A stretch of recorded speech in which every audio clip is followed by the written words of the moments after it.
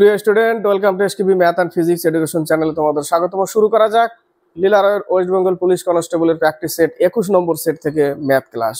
Last 20 নম্বর set দিয়েছিলাম, আজকে 21 নম্বর সেটে শুরু করব ম্যাথ ক্লাস। স্কিপ করবে না, দেখতে থাকবে। যারা ওয়েস্ট বেঙ্গল পুলিশ বা কলকাতা পুলিশ ক্র্যাক করতে চায় তাদের জন্য অবশ্যই দরকার এই সেটটা। খুবই ভেরি ইম্পর্টেন্ট সেট, এবং প্রত্যেকটা সেটে যতগুলো সেট আছে প্রত্যেকটা সেটে কিন্তু ভালো ভালো ম্যাথ। তো শুরু করছি 3 নম্বর 4 নম্বর দুটো ম্যাথ। 3 নম্বরে বলেছে 467.50 টাকায় কোনো জিনিস বিক্রি করে বি 25.50 টাকা লাভ করলো। কত টাকায় বিক্রি করেছে? 467.50 টাকায় বিক্রি করেছে আর 25.50 টাকা লাভ করেছে। তাহলে ওই লাভের টাকাটা যদি আমি বাদ দিই তাহলে থাকছে কত? 442 টাকা। 442 টাকা তার ক্রয় মূল্য। লাভ করছে কত? 25.5 টাকা। 100-এ কত? বাস 25.5 টাকা। কত টাকায়? 442 টাকায়। 25.50, 442 টাকায় এত টাকা লাভ ইন্টু 100-এ কত? এই 100 উপরে বসবে, এটার জন্য 100 নিচে বসবে, তো দরকার নেই লেখার, ছেড়ে দিলাম, বাদ দিয়ে দিলাম। ঠিক আছে, 12 দুগুণে 24, 7 দুগুণে 14, 5 দুগুণে 10, 21। এটা ভাগ করতে হবে, ভাগটা একটু করতেই হবে। কতবার যায়? প্রথম যাচ্ছে 5 বার।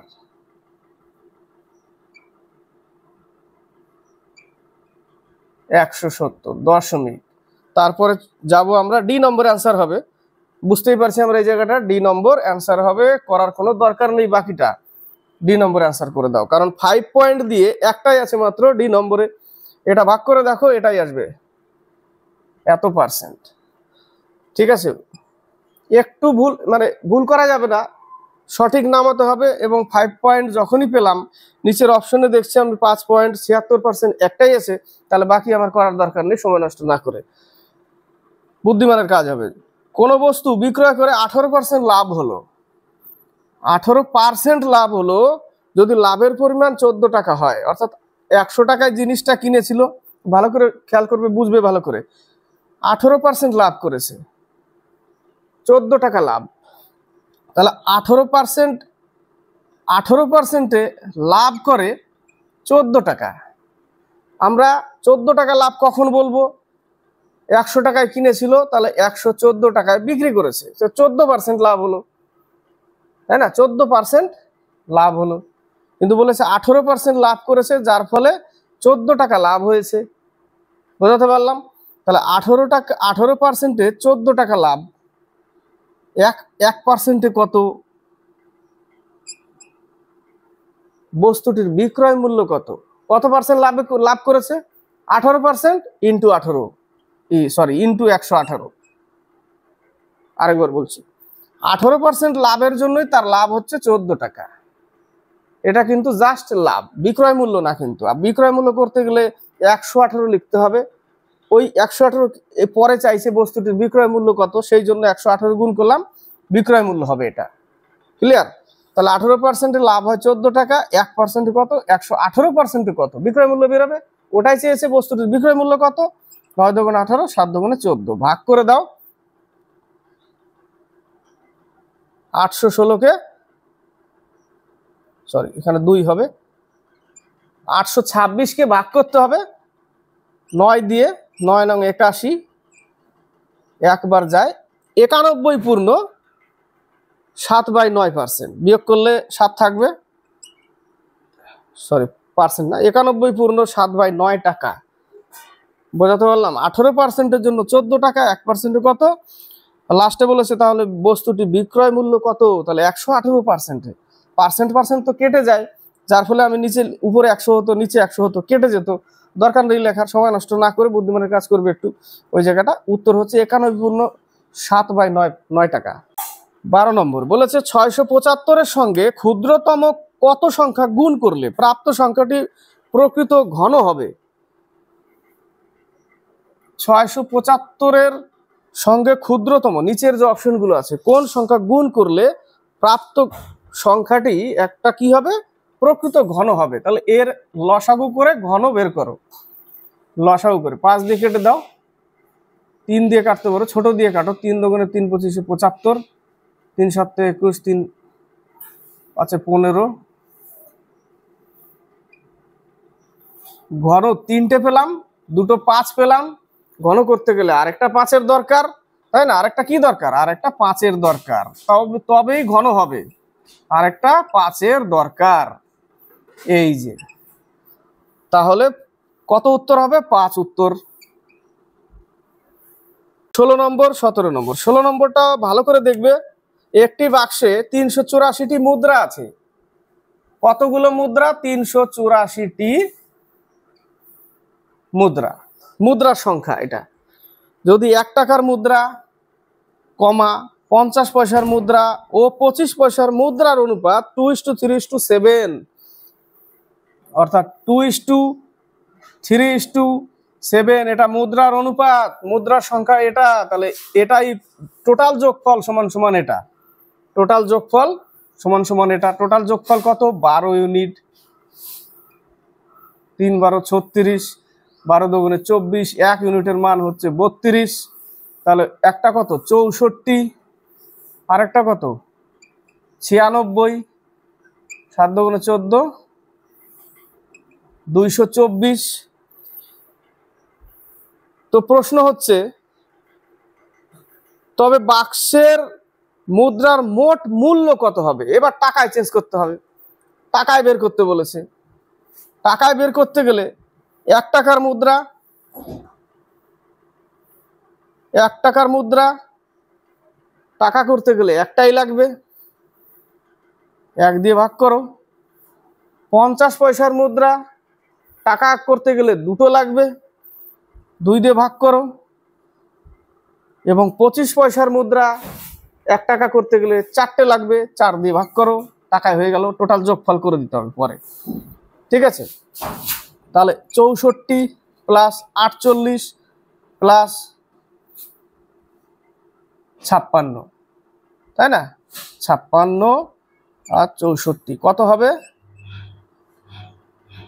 168 টাকা। কত টাকা? 168 টাকা। ক্লিয়ার? মুদ্রা তো বেরিয়ে গেলাম, 1 ইউনিটের মান 32। তাহলে মুদ্রা কয়টা? 1 টাকার সংখ্যা 64টা, 96টা 50 পয়সা আছে, 224টা 25 পয়সা আছে। তাকে টাকা করতে গেলে 4 দিয়ে ভাগ করতে হবে, এটাই। ক্লিয়ার? 224টা কি? 25 পয়সা, 96টা 50 পয়সা, 64টা 1 টাকার নোট, 1 টাকার কয়েন। তা 64 টাকাই, বাস টাকায় করে দিলাম। বোঝা গেল? এবার হচ্ছে বলেছে 500 টাকার একটি, এক ব্যক্তি 500 টাকার একটি ঘোড়া ও একটি গাড়ি কিনলো। 500 টাকা, দুটো মিলে 500 টাকা। কত টাকা? 500 টাকা। ঘোড়াটি 20% লাভ, এলিগেশনে করে দাও, 20% লাভ, এবং গাড়িটি 10% লোকসানে বিক্রি করলো, এবং মোটের উপর তার 2% লাভ হলো। সাইন চেঞ্জ থাকলে যোগ করবে, এবং সাইন 1 থাকলে বিয়োগ করবে। Clear? Sign minus plus, plus হবে, এবং সাইন যদি 1 থাকে মাইনাস হবে। এবার মাইনাস মাইনাস থাকলেও মাইনাস হতো, প্লাস মাইনাসে কি হবে? প্লাস হবে। হয়ে গেল 12 18, 6 দুগুণে 12, 3 6 18। তাহলে এটা লাভের, এটা ক্ষতিতে। লাভের অনুপাত 2, ক্ষতির অনুপাত 3। তো শেষে বলেছে ঘোড়ার মূল্য কত? ঘোড়া তো লাভে বিক্রি করেছে, 20% লাভে। তাহলে 2 অনুপাতের যোগফল কত? 5 ইন্টু কত টাকা? 500 টাকা। তাহলে 100 দিয়ে কেটে যায়, ঘোড়ার মূল্য 200 টাকা। ঘোড়ার মূল্য 200 টাকা। 27 নম্বর 28 নম্বর বলেছে 4 অঙ্কের ক্ষুদ্রতম পূর্ণবর্গ সংখ্যাটি হলো 1024। 1024 হচ্ছে 32-এর বর্গ। ওটাই উত্তর, সি নম্বর অ্যান্সার। 1024 হচ্ছে 32-এর বর্গ। এটা দেখে বুঝে নিতে হবে, অপশন দেখে। একজন মালিক কোনো ফল বাগিচায় 5776টি বৃক্ষ এমনভাবে সারিতে সাজান যাতে সারির সংখ্যা x এবং প্রতি সারিতে বৃক্ষের সমান হয়, অর্থাৎ সারির সংখ্যাও x, বৃক্ষের সংখ্যাও x, সমান সমান 5776। কি করতে হবে? বর্গমূল বের করতে হবে। বর্গমূল বের করতে গেলে যদি ভাগ প্রক্রিয়া না করো, তাহলে নিচের অপশন আছে একটা 76, ওটাকে যদি গুণ করো এত হবে। যদি বুঝতে না পারো ভাগ প্রক্রিয়ায় বর্গমূল না বের করতে বলে অপশন গুণ করে নিবে, কারণ এককের অঙ্ক 6, মাত্র সি নাম্বার একটাতেই আছে 6, আর বাকি কিন্তু নেই। 7 7 49, ও 74-এ আসবে, গুণ করলে 6 আসবে। তো এ নম্বর আর সি নম্বরের মধ্যে অ্যান্সার হবে, তাই না? এককের অঙ্ক 6, 74কেও যদি গুণ করি এককের অঙ্ক 6 আসছে, এটাও এককের অঙ্ক 6 আসছে। কিন্তু যদি এটা করো প্রথমে না মিলবে, তাহলে নেক্সট এটা করার কোনো দরকার নেই, ডাইরেক্ট এটা উত্তর বসাবে, বুদ্ধিমানের কাজ করবে একটু, এটা করতে গিয়ে সময় নষ্ট না করে। এবার ভাগ প্রক্রিয়া করা যাক, জোড়া জোড়া করবো, জোড়া জোড়াই নিতে হয়। কতবার যাবে? 7 বার। 7 7 49, নামলে কত? 8, দুটো জোড়া নেমে যাবে, 7-এর ডবল 14। কতবার নিব? 6 বার নিব। দেখো 6 বার নিলে 6 দিয়েই 6 বার নিলে 6 দিয়েই গুণ করতে হবে, যা নিব তাই দিয়েই গুণ করতে হবে। 6 দিয়ে গুণ করলাম, এত হলো। তো 76 অ্যান্সার। 32 নম্বর বলেছে শতকরা 6.1/4% বার্ষিক সুদে কত বছরে 1250 টাকা 1875 টাকা হবে? Simple math. 1875 টাকা হবে কত টাকায়? 1250 টাকায়। তাহলে সুদ হচ্ছে কত টাকা? 625 টাকা সুদ হচ্ছে। তাহলে 1250 টাকা ইন্টু 25/400 ইন্টু টি ইকুয়াল 625 টাকা সুদ দিলাম। 0 0 কেটে দাও, 5 8 40, 5 5 25, 5 125 625 কেটে গেল। তাহলে টি সমান সমান 8 বছর। উত্তরটা নেক্সট পেজে। 33 নম্বর, এই পেজে দেখো উত্তর এ নম্বর 8 বছর ছিল, অঙ্কটার উত্তর 33 নম্বর। 33 নম্বরে বলেছে একটি স্কুলে ছাত্রছাত্রীর সংখ্যা 504 জন। মোট ছাত্রছাত্রী 504 জন। বালক বালিকার অনুপাত, এটা বালক আর বালিকার অনুপাত এত। যদি আরো 12 জন বালিকা নতুন ভর্তি হয় তবে বালক বালিকার অনুপাত কত হবে? টোটাল ইউনিট কত? টোটাল ইউনিট হচ্ছে 24 ইউনিট। 24 ইউনিট সমান সমানই 504। 24 দুগুণে 48, 24 একে 24। 1 ইউনিটের মান কত? 21। তাহলে বালক হচ্ছে 13 ইউনিট, কত হবে? 273। 273 হলো বালক। বালিকা কত? 504 থেকে 273 বাদ দিলে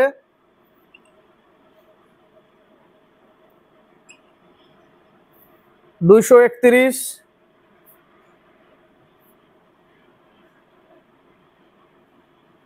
231 হলো। বলেছে 12 জন বালিকা, তাহলে এর সাথে 12 জন আরো যোগ করতে হবে, 243 হয়ে গেল।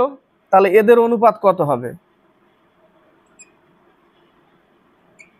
91:81।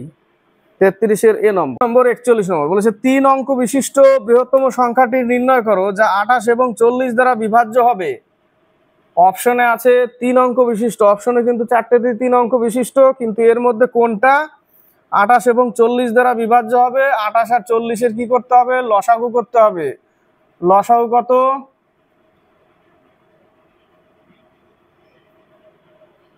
280। 280 হচ্ছে লসাগু। এবার 1 2 3 4 5 6 এই পরপর গুণ করে দেখতে হবে, কিন্তু তাও আবার 3 অঙ্কের মধ্যে থাকতে হবে, অর্থাৎ 1000 হলে হবে না, 999-এর মধ্যে থাকতে হবে। ঠিক আছে? তাহলে এখানে 3 দিয়ে গুণ করলে 840 হয়। যদি আমি 4 দিয়ে গুণ করে দিই তাহলে দেখো 4 অঙ্কে চলে যাবে, চলে গেল 4 অঙ্কে। সেটা কিন্তু বলেনি, বলেছে 3 অঙ্কের মধ্যেই থাকতে হবে। তাহলে 840 এটাই অ্যান্সার। 41 নম্বর, সরল করো 1/x/1 1 minus x 1 plus 1 minus x, এই হচ্ছে অঙ্ক। ঠিক আছে, এটাকে সরল করতে হবে। এটা গুণ যোগ, এটা তাহলে পাচ্ছি কি আমি? এই জায়গাটা গুণ করলে 1 minus x plus x by 1 minus x, এটা পাচ্ছি অর্থাৎ এক্স এক্স কেটে যায় 1 1 মাইনাস 1/1 মাইনাস এক্স। এই জায়গাটা পাচ্ছি কত পাচ্ছি 1/1 মাইনাস এক্স। এই 1 মাইনাস এক্স এখানে গিয়ে কি হবে গুণ হবে এই একের সাথে, তাহলে গুণ হলে এটাই হবে, থাকবে এটাই। ঠিক আছে, এবার হচ্ছে একের সাথে গুণ করলে 1, এটা কিন্তু যোগ হবে এই জায়গাটা 1 মাইনাস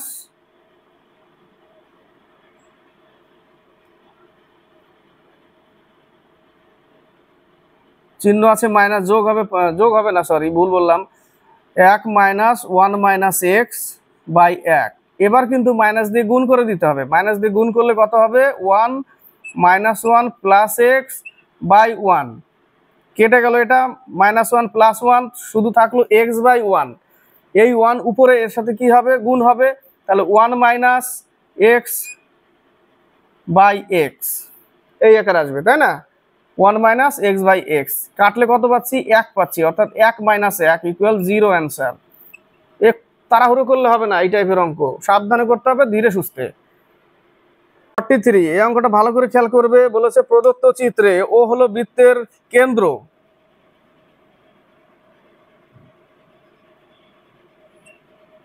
এই একটা বৃত্ত,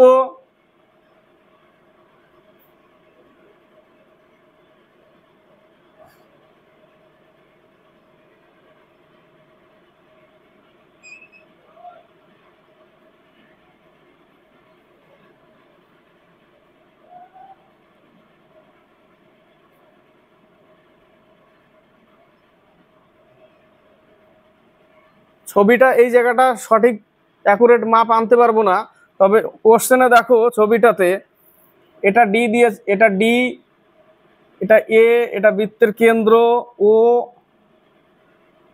বি সি। আগে ছবিটা আঁকি তারপরে অঙ্কতে যাব। ও হলো বৃত্তের কেন্দ্র, বোঝা যাচ্ছে এখানে বৃত্তের কেন্দ্র। কোণ বিসিডি ইকুয়াল হচ্ছে 120 ডিগ্রি, অর্থাৎ বিসিডি এর মান হচ্ছে 120 ডিগ্রি, বিসিডি 120 ডিগ্রি হলে কোণ এবিডির মান কত? কোণ এবিডি এর মান কত? বি এর মান বের করতে বলেছে। তো এই কোণের মান যদি 120 ডিগ্রি হয় তাহলে এই টোটালটার মান কত? টোটালটার মান হচ্ছে 120 ডিগ্রি, টোটালটা।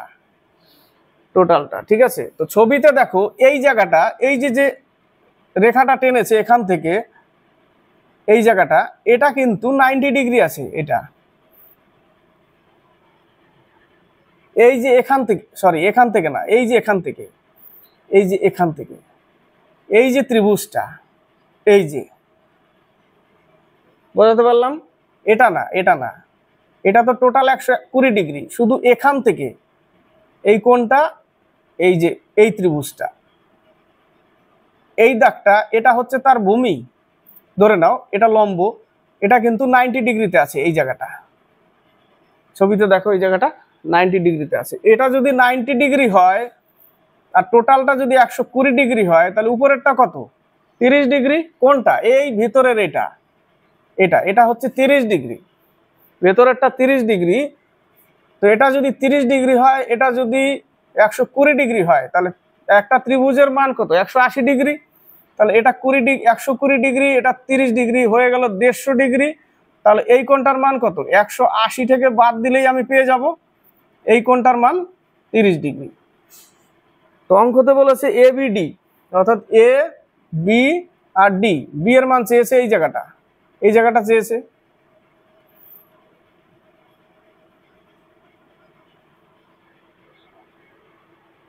এ বি ডি এই জায়গাটা চেয়েছে, এই জায়গাটা, এখানে চাইনি, এই জায়গাটা চেয়েছে। এই জায়গাটার মান কত?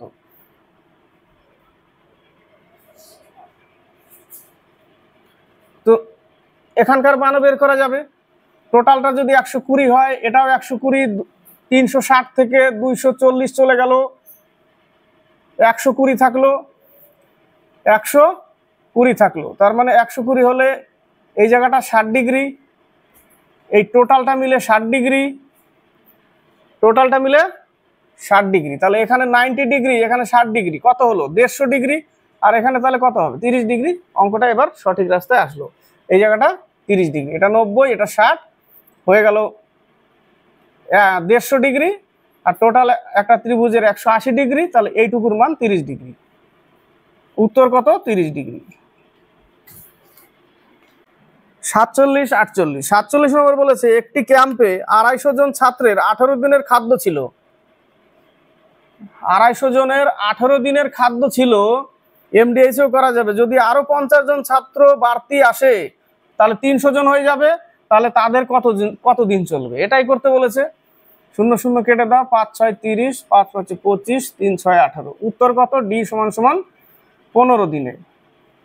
15 দিনে উত্তর। 48 নম্বর বলেছে 15 18 এক্স, 15 18 এক্স, 14 21 26 8, এদের গড় হলো 16। কটা সংখ্যা আছে, 1 2 3 4 5 6 7। গড় যদি 16 হয়, 7টা সংখ্যা, তাহলে মোট কত, মোট 112। মোট 112, এক্স এর মান বের করতে বলেছে। তাহলে এই বাকিগুলোর যোগ করতে হবে। এখানে হয়ে যাবে 23, এখানে হয়ে যাবে 33, 33 আর 21 35 আর হচ্ছে 26 34,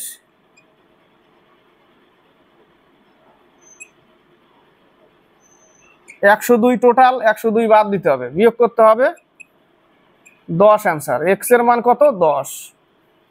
52 53, দুই ব্যক্তির বয়সের অনুপাত 4:7 এবং তাদের একজন অপরজনের থেকে 30 বছরের বড়। ছোট্ট অঙ্ক এটাও, বয়সের অনুপাত 4:7, একজন আরেকজনের থেকে 30 বছরের বড়। তাহলে 7 - 4 = 30। তাহলে 1 ইউনিট সমান সমান কত, 3 10 30, 1 ইউনিটের মান হচ্ছে 10। বিয়োগ করলে কত হবে, 3 হবে এই জায়গাটা। 3 ইউনিট সমান সমান 30, 1 ইউনিট সমান সমান 10। তাহলে একজনের বয়স হচ্ছে 40, আরেকজনের বয়স 70। তো শেষে কি বলেছে, তাদের বয়সের সমষ্টি 110 বছর। এটা ছোট্ট অঙ্ক দিয়েছে। 53, রমেশ মোহনের থেকে 10% বেশি। রমেশ মোহনের থেকে 10% বেশি। মোহন 100 হলে 110, তাহলে মোহন রমেশের থেকে শতকরা কত কম, 10 কম আছে। কততে, 110-এ 10 কম, 100-এ কত, কত হবে উত্তর, 9.1/9%।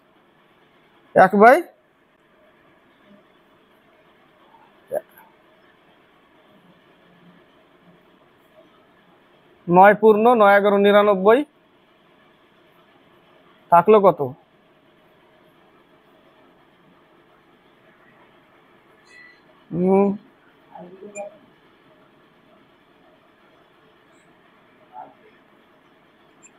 সরি 11 হবে তো, 9×99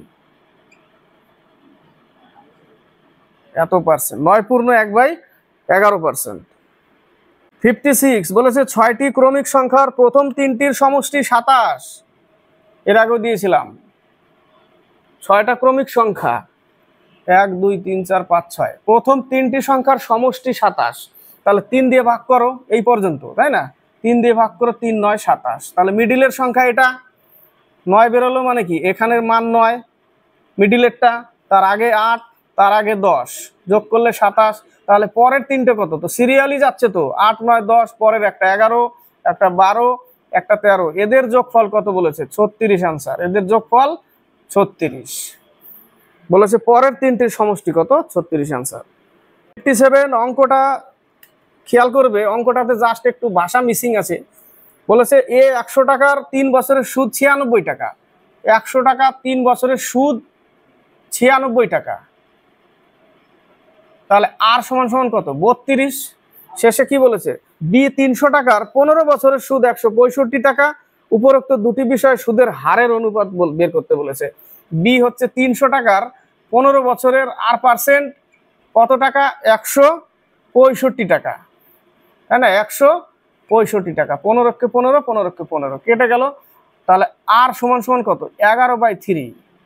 অঙ্ক কিন্তু আসবে না। মিসিং কোন জায়গাটা, এখানে 15 বছর না হয়ে এক উত্তর যদি সঠিক করতে হয়, তাহলে উত্তরে উপরোক্ত দুটি বিষয় সুদের হারের অনুপাত না বলে 1 বছরের সুদের অনুপাত, তাদের 1 বছরের সুদের অনুপাত কত? সুদের হার না, যদি 1 বছরের সুদের অনুপাত বের করতে বলে তাহলে 96 টাকা সুদ হয় 3 বছরে, তাহলে 1 বছরে কত? 32 টাকা। আর 15 বছরে হয় 165 টাকা, তাহলে 1 বছরে কত? 11 টাকা। তাহলে অ্যান্সার ঠিক আছে, 32:11 অ্যান্সার দিয়েছে। কিন্তু যদি ওখানে বলতো যে বার্ষিক সুদের অনুপাত কত বছরের, তাহলে উত্তর এটা আসতো। কিন্তু বলেছে সুদের হার, তাহলে সুদের হার করতে গেলে কি হবে? উত্তর কি আসছে আমার?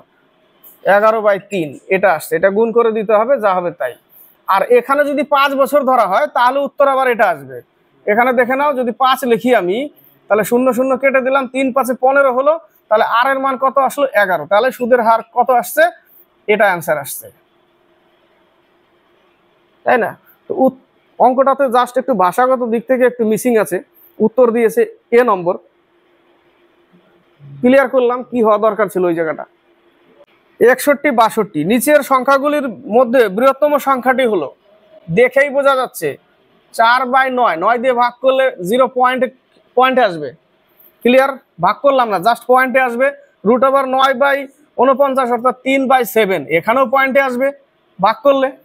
প্রথমেই 0 পয়েন্ট দিয়ে শুরু হবে, তারপরে 0.8 এর স্কোয়ার অর্থাৎ 8 8 64, এখানেও এটা আসলো। তাহলে সব থেকে বড় কোনটা? 2.7 উত্তর, 2.7। দেখেই কিন্তু বোঝা যাচ্ছে, অঙ্ক করার দরকার পড়বে না। 62 বলেছে একটি সংখ্যা 20% বাড়ানো হলো, তারপর আবার 20% বাড়ানো হলো, এর ফলে সংখ্যাটি শতকরা কত পরিবর্তিত হলো? তাই না? 20% বাড়ানো হলো, তাহলে 120, আবার 120/100, আগে ছিল আমার 100। আরো অন্যভাবে করা যায়, সেগুলো দেখাবো। 0 0 144 হয়ে গেল, 100 ছিল 144 হলো, তাহলে 44% বাড়লো। এবার 20% বৃদ্ধি, আবার 20% বৃদ্ধি, 20 × 20/100, এখানেও পেলাম আমি 44%। আবার করব 2x প্লাস x²/100, যেখানে x = 20%, তাহলে এখানে 20 × 40 প্লাস x² অর্থাৎ 20² 400/100, আবার কেটে গেল, এখানেও 44%। তো যেটা ভালো মনে হবে সেটা নিয়ে অঙ্কটা করতে হবে। 64 1/2 এবং 1/3 মধ্যে অবস্থিত এবং 12 হর বিশিষ্ট একটি ভগ্নাংশ হলো। অঙ্কটা পড়ে না বুঝতে পারলে উত্তর করা মুশকিল, পড়ে বুঝতে হবে কি বলেছে। 1/2 আর 1/3 মধ্যে অবস্থিত এবং 12 হর বিশিষ্ট একটি ভগ্নাংশ, দুটো যোগ করবে, দুটো যোগ করে কি করবে?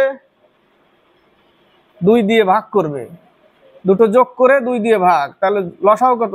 6, 3 + 2 অর্থাৎ 5/6, 2 দিয়ে ভাগ করলে নিচে 2 থাকবে অর্থাৎ 5/12 অ্যান্সার। এই টাইপের অঙ্ক আরেকটা আসবে। 68 বলেছে একটি বালি ভর্তি বাক্সের ওজন 8.5 কিলোগ্রাম। বাক্স প্লাস স্যান্ডকে বালি বললাম 8.5 কিলোগ্রাম, এবং যখন অর্ধপূর্ণ তখন এর ওজন 5.5 কিলোগ্রাম। অর্ধপূর্ণ, বালতি তো বালতিই থাকবে, গোটা বালতি, তাহলে বালতিকে গোটাই রাখি, কিন্তু বালি হয়ে যাবে অর্ধেক, s/2 = 5.5। এটুকু অঙ্ক। 2 লসাগু, তাহলে 2b + s = 11। 2 গুণ হয়ে গেলে 11 হবে, 11। তাহলে আমি কি পেলাম? এটা পেলাম। উপরে কত আছে? b + s = 8.5। সাইন চেঞ্জ করে দাও, কেটে গেল। b = 11 থেকে 8.5 বিয়োগ করলে 2.5। এটা বাক্সের ওজন, বি ফর বাক্স।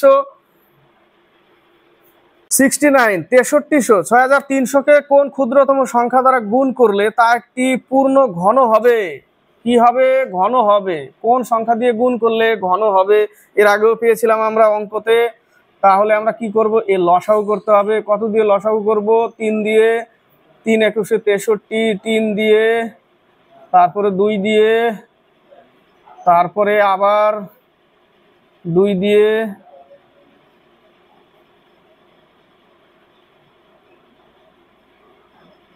করলে 17 × 34, 5 × 10, 5 দিয়ে, 5 দিয়ে। এবার দেখো, ঘন করতে গেলে 3টের জন্য একটা নিতে হয়, কিন্তু এখানে আছে কটা? 2টো। আরেকটা লাগবে ঘন করতে গেলে, তার জন্য 3।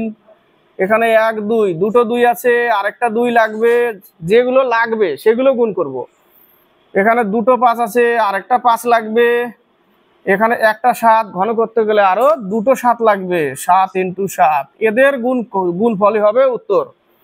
ঠিক আছে, 5 × 10, 7 × 7 = 49 × 3 0 3 9 27 2 3 4 12 13 14 1470 উত্তর বি নম্বর। 576 একটু আগে বলেছিলাম না 1/2 আর 2/3 এদের মধ্যে 12 ঘর বিশিষ্ট ওই 76 নম্বর অঙ্কটা সেম অঙ্ক, দুটো যোগ করে 2 দিয়ে ভাগ। আসছি আমি একটি স্কুলে কিছু ছাত্র সারিবদ্ধভাবে দাঁড়ালো। কিছু ছাত্র সারিবদ্ধভাবে এইভাবে দাঁড়ালো, প্রত্যেক ছাত্রের মধ্যে দূরত্ব 1 হাত করে, এর মধ্যে দূরত্ব 1 হাত, এর মধ্যে 1 হাত 1 হাত, এইভাবে 1 হাত করে করে প্রথম ছাত্র থেকে শেষ ছাত্রের দূরত্ব 50 হাত হলে প্রথম ছাত্র থেকে দূরত্ব এই পর্যন্ত যদি 50 হাত হয়, তাহলে মোট কতজন ছাত্র লাইনে দাঁড়িয়েছিল? একটা কিন্তু এখানে কাউন্ট হয়নি, এটা কিন্তু কাউন্ট হবে না। এই হাতটা যে কাউন্ট হচ্ছে এখান থেকে কাউন্ট হচ্ছে, এর পরের থেকে, এই প্রথম জনের পরের থেকে হাত কাউন্ট হচ্ছে।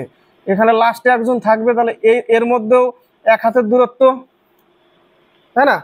তো উত্তর কত হবে? 50 আর প্লাস এখানে একটা 51 জন।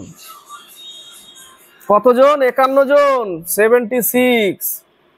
বলেছে কোন ভগ্নাংশ 5/8 অংশ হতে যত বড়? কোনো একটা জিনিস 500 টাকায় বিক্রি করলে যত টাকা লাভ হয় এবং 400 টাকা বিক্রি করলে ঠিক তত টাকাই ক্ষতি হয়, তাহলে ওই বস্তুটার ক্রয় মূল্য কত? দুটো যোগ করে আমরা কি করতাম? 2 দিয়ে ভাগ করতাম। দুটো যোগ করে 2 দিয়ে ভাগ। এখানেও সেম, যে কোনো ভগ্নাংশ এত অংশ হতে যত বড় এবং 3/4 হতে তত ছোট। সেম কথাই বলেছে, যত বড়, যত বেশি, যত কম, ততই কম। তাহলে আমরা কি করতাম? দুটো যোগ করে 2 দিয়ে ভাগ করতাম। এখানেও সেম, দুটো যোগ করে কি করব? 2 দিয়ে ভাগ করে দেবো পরে। আগে এটুকু করে নেই। 11/8 2 দিয়ে ভাগ করলে 2 নিচে থাকবে, তাহলে 11/16। কিছুদিন আগে মনে হয় 2-1টা সেট আগে এই অঙ্কটা ছিল, ওই সেটেও আবার রিপিট হয়ে গেছে অঙ্ক। 11/16। 78 কোন এক সংকর ধাতুর মধ্যে টিন এবং দস্তার অনুপাত 3:4। টিন আর জিঙ্ক, টিন বলতে এসএম আর জিঙ্ক অনুপাত কত? 3:4। কত গ্রাম? 10.5 গ্রাম সংকর ধাতুতে টিনের পরিমাণ। টোটাল ইউনিট কত? 7 ইউনিট সমান সমান 10.5, 7 × 7 5 × 7 35, অর্থাৎ 1 ইউনিটের মান হচ্ছে 1.5। তাহলে এর হচ্ছে 4.5 আর 4 15 60, এ হচ্ছে 6। তাহলে টিনের পরিমাণ কত? 4.5 অ্যান্সার 4.5। উত্তরটা নেক্সট পেজে। উত্তর এই পেজে 4.5 গ্রাম, সি নম্বর। এবার 79 মিশ্রণের অঙ্ক। এর আগেও সেটে ঘুরে ফিরে এক একটা অঙ্ক রিপিট হয়ে যায়। বলেছে দুটি মিশ্রণে দুধ ও জলের অনুপাত, মিল্ক আর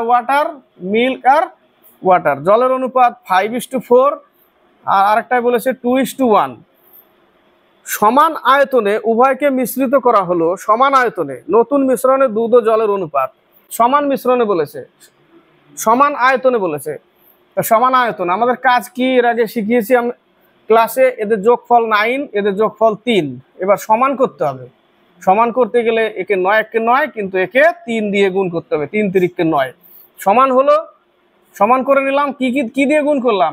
1 আর 3, এই 1 এদের সাথে গুণ করো। 5 4 × 1 = 4, 3 × 2 = 6, 3 × 1 = 3। তাহলে এটা মিল্ক, এটাও মিল্ক। ওয়াটার, মিল্ক গুলোকে এক পাশে নিয়ে আসো।